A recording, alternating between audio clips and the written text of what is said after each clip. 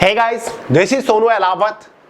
दोस्तों, अगर आप रेलवे एनटीपीसी का फॉर्म भर चुके हो या फिर भरने की सोच रहे हो तो आज का ये वीडियो आपके लिए बहुत ज्यादा महत्वपूर्ण है, क्योंकि इस वीडियो में आपको कुछ ऐसी गलतियों के बारे में बताऊंगा जो कि जाने अनजाने में बहुत सारे स्टूडेंट्स फिलहाल करने लग रहे हैं और जिनकी वजह से आपका फॉर्म भी रिजेक्ट हो सकता है।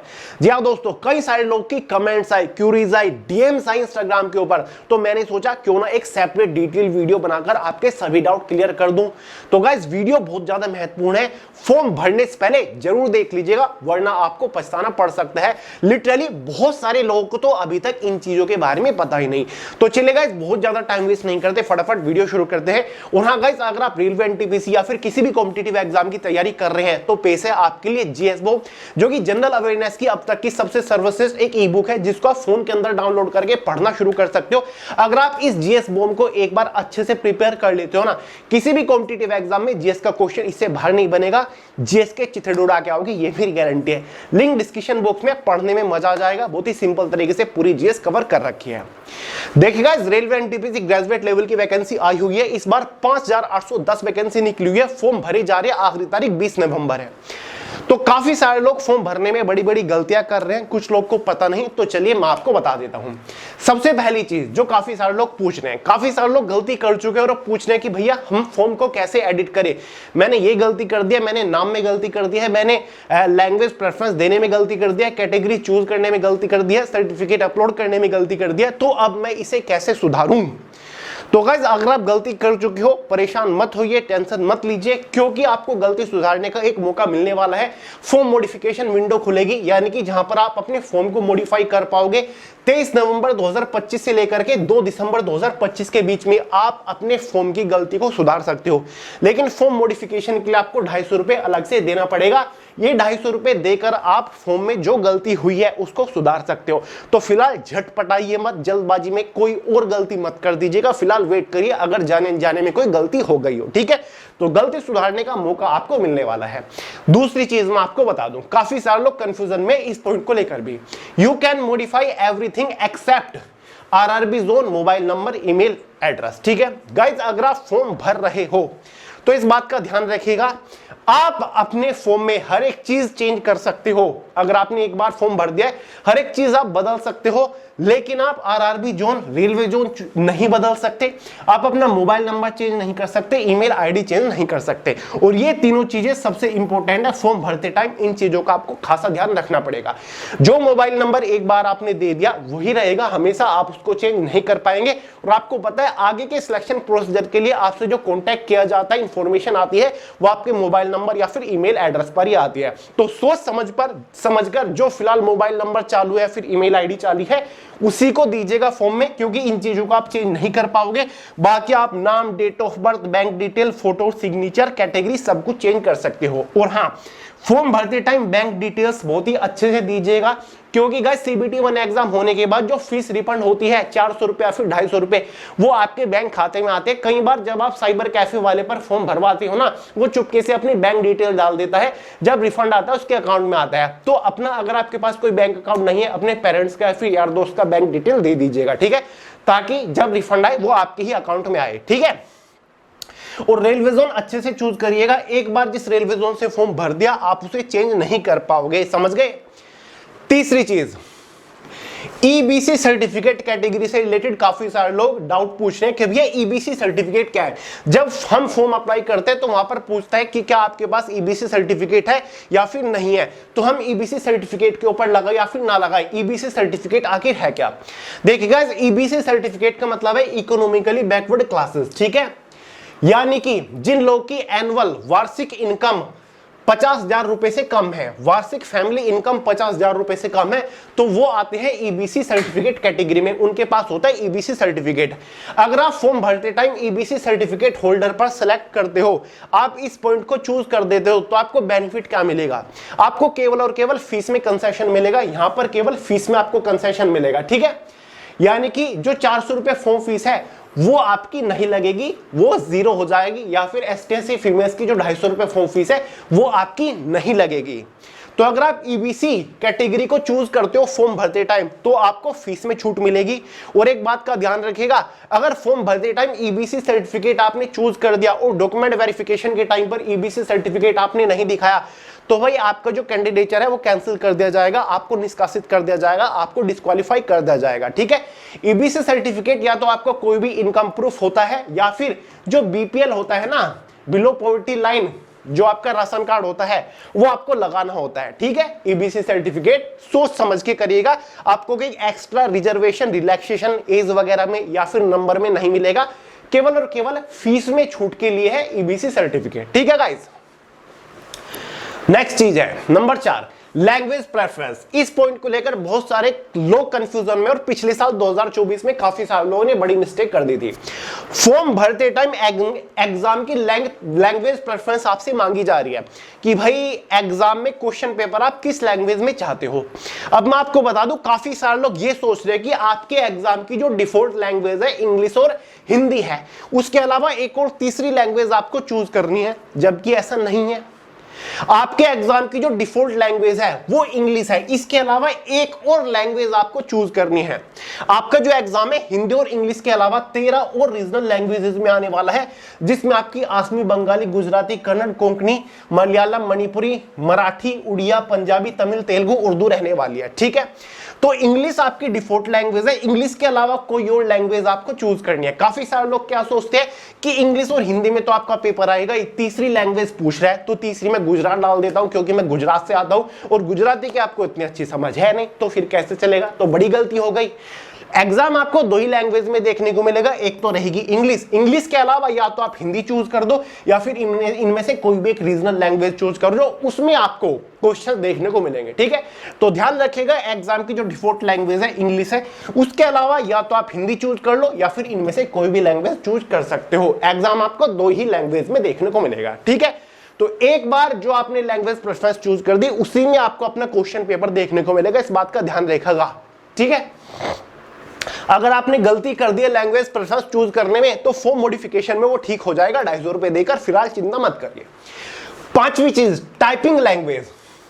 फॉर्म भरते टाइम टाइपिंग लैंग्वेज भी पूछी जा रही है कि आपका जो टाइपिंग टेस्ट होगा वो किस लैंग्वेज में आप चाहते हो, हिंदी में टाइपिंग देना चाहते हो या फिर इंग्लिश में टाइपिंग देना चाहते हो। आरआरबी एनटीपीसी ग्रेजुएट लेवल में केवल 2 पोस्ट के ऊपर आपका टाइपिंग टेस्ट होगा, एक तो सीनियर क्लर्क कम टाइपिस्ट, एक जूनियर अकाउंट असिस्टेंट कम टाइपिस्ट। अगर आप इंग्लिश की टाइपिंग करना चाहते हो तो 30 वर्ड पर मिनट की स्पीड आपको निकालनी पड़ेगी, हिंदी की टाइपिंग करना चाहते हो तो आपको कम से कम 25 वर्ड पर मिनट की स्पीड निकालनी पड़ेगी। ठीक है, और टाइपिंग की लैंग्वेज भी आपको फॉर्म भरते टाइम ही चूज करनी है। ठीक है, तो सोच समझ के चूज करिएगा, ये मत सोचिएगा कि आज मैं हिंदी चूज करता हूं और पता चला हिंदी आपसे सीखी नहीं गई, सोच रहे हो कि कोई बात नहीं जब टाइपिंग टेस्ट होगा तब मैं टाइम टू टाइम चेंज करा लूंगा। ऐसा नहीं होगा गाइज, जो अब आपने चूज कर दी टाइपिंग लैंग्वेज वही आपको वहां पर देखने को मिलने वाला है, समझ गए। तो टाइपिंग लैंग्वेज सोच समझ के चूज करिएगा। Number 6, I have wrongly mention my community caste in the application, can I modify my community caste after submission of application। यानी कि कुछ लोग कह रहे हैं कि हमने फॉर्म भरते टाइम अपनी कास्ट या फिर कम्युनिटी गलत चूज कर दी है। मैं बिलोंग तो करता हूं जनरल कैटेगरी से, गलती से मैंने ओबीसी कैटेगरी चूज कर दी है, या फिर बिलोंग तो मैं करता हूं एससी कैटेगरी से, गलती से मैंने जनरल या फिर जनरल वालों ने एससी एसटी चूज कर दिया। ठीक है, अगर कैटेगरी चूज करने में आपसे कोई गलती हो गई है, कुछ लोग क्या करते हैं ईडब्ल्यूएस सर्टिफिकेट सोचते हैं कि यार मैं बनवा लूंगा। ईडब्ल्यूएस सर्टिफिकेट बनवाने में आजकल सबसे बड़ी प्रॉब्लम आ रही है। ठीक है, कहते तो है बन जाएगा लेकिन 2 महीना 3 महीना 4 महीना पता नहीं कितना टाइम लग जाए। ठीक है, गलती से आपने चूज कर दिया और सर्टिफिकेट आप नहीं बनवा पाए डॉक्यूमेंट वेरिफिकेशन तक, तो बड़ी प्रॉब्लम हो जाएगी। तो अब क्या करें अगर आपने गलती से कोई भी कैटेगरी चूज कर दी है, अब उसको कैसे सुधारें। देखिए गाइस, आप अपनी कैटेगरी को ठीक कर सकते हो लेकिन उसके लिए आपको 250 रुपए एक्स्ट्रा देने पड़ेंगे। फॉर्म मॉडिफिकेशन के लिए तो आपको 250 रुपए देने ही पड़ेंगे, लेकिन अगर आप अपनी कास्ट, कम्युनिटी या फिर कैटेगरी को चेंज करना चाहते हो तो 250 रुपए आपको अलग से देने पड़ेंगे। टोटल होते हैं 500 रुपए, यानी कि आपको अलग से 500 रुपए यहां पर देने पड़ जाएंगे और आप कैटेगरी को चेंज कर सकते हो अभी भी। लेकिन अगर आप कैटेगरी को चेंज नहीं करते, मान के चलिए आप ओबीसी कैटेगरी से बिलोंग करते हैं, डॉक्यूमेंट वेरिफिकेशन के टाइम पर आप ओबीसी का सर्टिफिकेट नहीं दिखा पाए, तो क्या होगा। कुछ नहीं होगा, आपको डिस्क्वालीफाई नहीं किया जाएगा, अनरिजर्व कैटेगरी में आपको काउंट किया जाएगा, अनरिजर्व कैटेगरी में आपको ट्रांसफर कर दिया जाएगा। ठीक है गाइस, अगर आप सर्टिफिकेट नहीं दे पाते उस कैटेगरी का तो ये है। ठीक है, अगला फोटो सिग्नेचर एंड 10th का जो सर्टिफिकेट है वो कैसे अपलोड करना है। गाइस देखिए, फोटो का जो इमेज का साइज होना चाहिए वो 20 KB से 50 KB के बीच में मांग रखा है। सिग्नेचर जो है जेपीजी में 30 KB से 49 KB के बीच में मांग रखा है, जिसकी विड्थ यानी कि चौड़ाई 140 होनी चाहिए। ठीक है, और 60 आपकी हाइट होनी चाहिए, पिक्सल्स में मैं बात कर रहा हूं। ठीक है, SC/ST का सर्टिफिकेट आपको देना है। अगर आप फ्री ट्रेवल पास चाहते हो, यानी कि जब आप एग्जाम देने जाओगे, अगर आप रेल में ट्रेन में फ्री यात्रा करना चाहते हो तभी आपको ST/SC सर्टिफिकेट लगाना है, वरना नहीं लगाना है। ST/SC सर्टिफिकेट का जो साइज रहेगा वो 400 KB से कम रहेगा और PDF में आपको ये सर्टिफिकेट अपलोड करना पड़ेगा। ठीक है गाइस, बाकी इमेज वगैरह का साइज मैंने आपको बता ही दिया है। ठीक है, ST/SC सर्टिफिकेट आपको केवल और केवल फ्री ट्रेवल पास लेने के लिए ही लगाना है।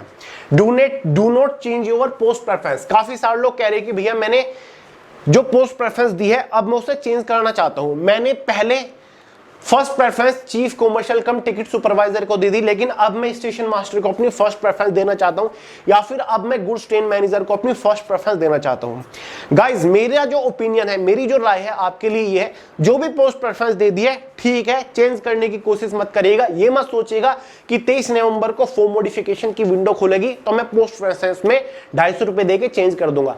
चेंज करने की कोशिश मत करिएगा। आप चेंज करने कुछ और जाओगे, पता चला फॉर्म में कुछ और गलती हो गई तो खाम लेने के देने पड़ जाएंगे। Post preference as it is रहने दीजिएगा, क्योंकि सब कुछ आपकी परफॉर्मेंस के बेसिस पर डिपेंड करता है। जितनी अच्छी आपकी परफॉर्मेंस रहेगी एग्जाम में वही पोस्ट आपको मिल जाएगी। ठीक है, तो रहने दो सभी की सभी पोस्ट, ठीक है, बाकी आपकी चॉइस के ऊपर डिपेंड करता है। Verify your document.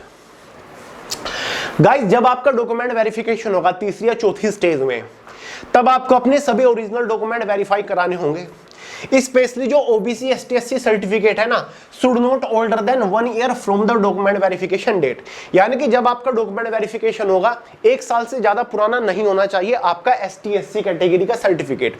OBC ST/SC का नया सर्टिफिकेट लगेगा। अब आपने फॉर्म अप्लाई कर दिया है, ठीक है, फॉर्म अप्लाई करते टाइम आपसे OBC ST/SC का सर्टिफिकेट नहीं मांगा गया है, केवल आपको वहां पर टिक करना है। तो भाई मेरी आपके लिए राय यही है कि फॉर्म अप्लाई करने के 15-20 दिन बाद या फिर 1 महीने बाद ही अपना OBC ST/SC सर्टिफिकेट बनना दे दीजिए, क्योंकि वहां पर नया लगेगा, पुराना नहीं चलेगा, 2-3 साल पुराना नहीं चलेगा, नया आपको लगाना है।